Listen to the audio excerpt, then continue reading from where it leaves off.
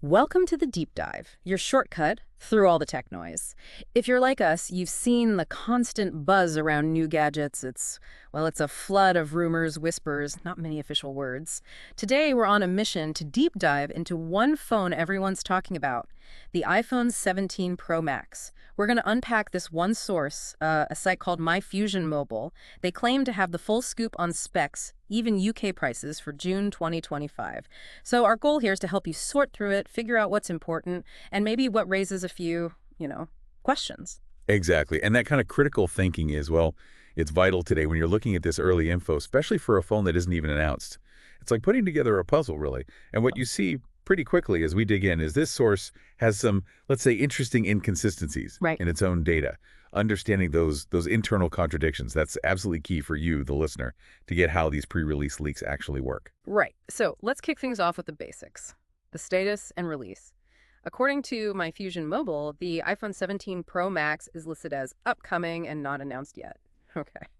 But then it also says announced and released in June 2025, which is, it's June 2025 now. So the source is basically saying it's launching like any minute now, which is exciting if it's true.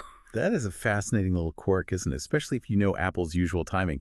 They have this really predictable cycle year after year for the main iPhone. So for a major site to list a specific month, June, even with that not announced caveat, for a phone that should be ages away, it makes you wonder about their source or maybe their confidence level. It's definitely something to analyze. And the big question always, the price. What's this thing going to cost? The source gives a global range roughly $1,000 to $1,500. But then converting to UK pounds, MyFusionMobile gets really specific, like surprisingly specific. They say the iPhone 17 Pro Max with 12 gigs of RAM and 256 gigs storage is $11,199. Then the 12 gig RAM, 512 gig storage model is $1,399. And the top one, 12 gig RAM with a full terabyte, $1,599. Yeah, and what jumps out immediately there, as you said, is the RAM. Those specific prices, they're all tied to 12 gigabytes of RAM. Just, keep that 12 QB number in mind because it becomes really important when we look at the rest of the specs and see where the story gets a bit tangled. Okay, yeah, let's dig into those details now. So the source starts with this initial summary, right? Sounds pretty standard. 6.7-inch display, triple 12 megapixel cameras, 6 GB RAM, 452 mAh battery. Seems straightforward enough. And here's where it gets really interesting. This is where the source kind of contradicts itself. Further down the page, there's this section. Below are some important features of the iPhone 17 Pro Max. And it gives a completely different set of specs, much more detailed. And this is where the real aha moment is. Let's hit the RAM first, because like you said, that's probably the biggest eyebrow raiser here for us and probably for you listening. Initial summary, 6 gigs of RAM. But the detailed part, it jumps to a whopping 12 gigs. That's double. It's a massive leap, yeah. For an iPhone, 12 gigs, that would be a genuine game changer. For multitasking, for running really heavy-duty pro apps, and that 12 GB figure, it lines up perfectly with those higher prices we just talked about, which makes that first 6 GB listing seem, maybe like an old rumor they forgot to update, or just not quite right for a Pro Max phone. Okay, and the cameras too. Same pattern. Initially, it's just triple 12 megapixel cameras, 12 megapixels on the front, simple. But the detailed list, whoa. It describes a triple 48 megapixel system, main, ultra-wide, and telephoto with 5x optical zoom, plus a 24 megapixel camera on the front. Exactly. Moving to 48 megapixels pretty much across the board. And adding that 5x optical zoom, that's a huge step up in photo quality and flexibility for the user. More detail, better zoom. That's exactly the kind of serious camera upgrade you'd expect on a phone called Pro Max. It fits the name. And this pattern, this simple spec first, then impressive spec later, it keeps happening. Like the display goes from just 6.7-inch AMOLED to a, much fancier 6.86-inch LTPO Super Retina XDR OLED with 120 Hz ProMotion HDR10, Dolby Vision, and get this, 3,000 nits peak brightness. And LTPO, that's important. It means the screen refresh rate can change dynamically. Super smooth scrolling at 120 Hz when you need it, but it saves power when you don't.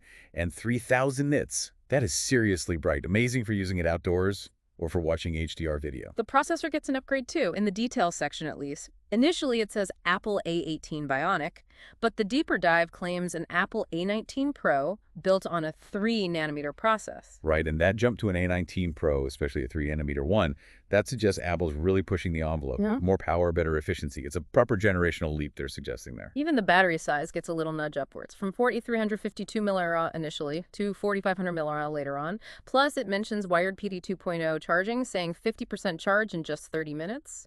Small bumps, welcome improvements, but kind of standard now for high-end charging.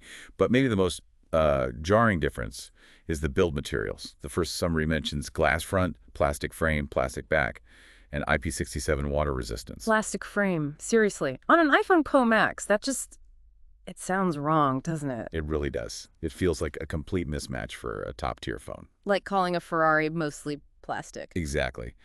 Thankfully, the detailed section gives a much more premium story. It says titanium frame, ceramic shield front and back, and IP68 certification. Now that sounds like a Pro Max. Titanium, ceramic shield, those are the tough premium materials Apple already uses.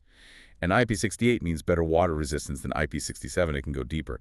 That makes way more sense. Okay, so beyond those big spec differences, the source also mentions other bits and pieces. iOS 19 is listed as the operating system, Face ID, of course, and support for ultra-wideband, the UWB tech with the Gen 2 chip. Also confirms, no surprise really, no FM radio, no 3.5mm headphone jack. Right. The UWB chip is useful, for things like precision finding with AirTags, maybe digital car keys down the line. It boosts connectivity. And yeah, the lack of FM radio or a headphone jack, that ship sailed a long time ago for premium phones. Totally expected. And I thought this was interesting, the available colors they list. Black titanium, white titanium, natural titanium, desert titanium, and sky blue. See the titanium name repeated there. It really hammers home that premium build material from the detailed specs. Oh, and if you're in the UK, the source even lists places to buy it. Apple Store UK, EE302, Carphone Warehouse. Mentions paying by EMI or cash, too. Yeah, and it's quite telling, isn't it? After listing all this, including the contradictions, the source still gives the phone an overall score of 9 out of 10. Across everything, design, display, camera, features, performance, battery. So despite messy data and the coming soon label, their overall expectation is clearly very high. It feels like they're basing that score on the better set of specs, the more premium ones. So, wrapping this up, what does this all mean for you, our listener? Whether you're thinking about upgrading, or maybe you're just a tech geek like us. Well, I think this deep dive is a perfect example of how you have to approach these early leaks. It's all very fluid. Absolutely. The key pattern we saw, that big gap between the simple summary specs and the later, more detailed ones. It suggests a few things. Maybe the rumors themselves evolved over time. Maybe they mashed together info from different places without cleaning it up. But what seems really clear is that the detailed specs, the 12 GB RAM, this 48 MP cameras, the titanium build, that stuff feels much more like a real Pro Max phone. And it definitely matches those higher price tags they listed earlier. Yeah, it really makes you think, doesn't it? When you see leaked specs anywhere, how do you even begin to guess what might be real? I think the lesson here is look for internal consistency. Does it all fit together?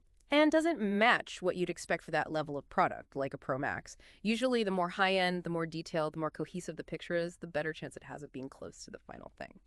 So, to sum up our deep dive, the iPhone 17 Pro Max, at least according to my Fusion Mobile, for June 2025, it promises some really big upgrades. If that 12 GB RAM, the 48 MP cameras, the titanium build, if that stuff turns out to be true, we're looking at a seriously powerful phone, more than just a small step up. Definitely. And maybe a final thought to leave you with as we get closer to whenever Apple actually announces this phone.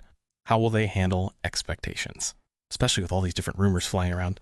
And maybe more importantly, beyond just the numbers on a spec sheet, what's going to be the one killer feature, the thing that really defines this Pro Max generation for people using it day to day? What will make this specific iPhone stand out? Something for you to think about.